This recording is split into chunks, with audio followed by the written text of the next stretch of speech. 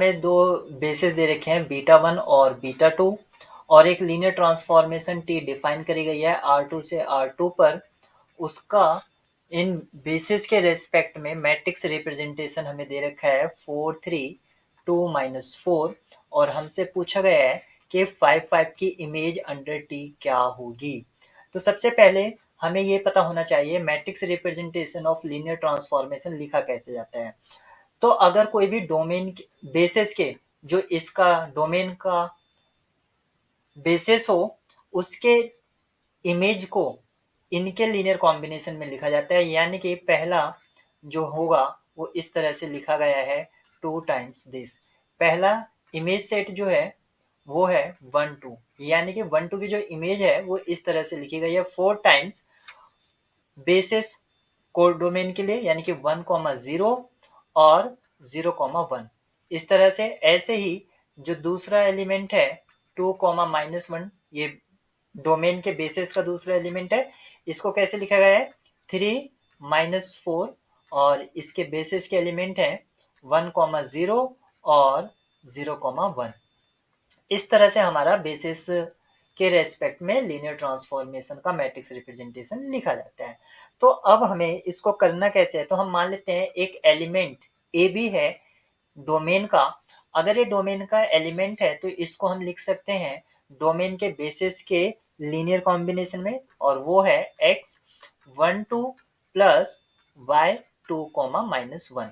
यहाँ से मैं इक्वेशन बना सकता हूँ, यानी कि x plus 2y equals to a और 2x minus y equals to b।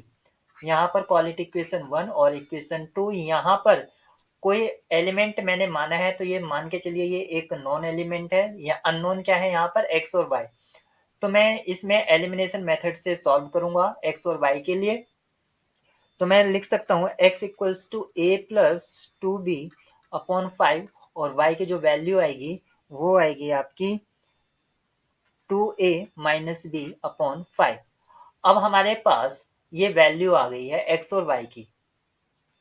हमें इमेज चाहिए थी 5 5 की, तो अब हम 5 5 को बेसिस के रेस्पेक्ट में लिखेंगे।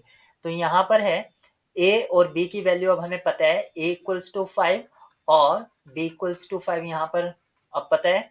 तो ये क्या हो जाएगा 3 और कोडोमेन का बेसिस क्या है वो है 1,0।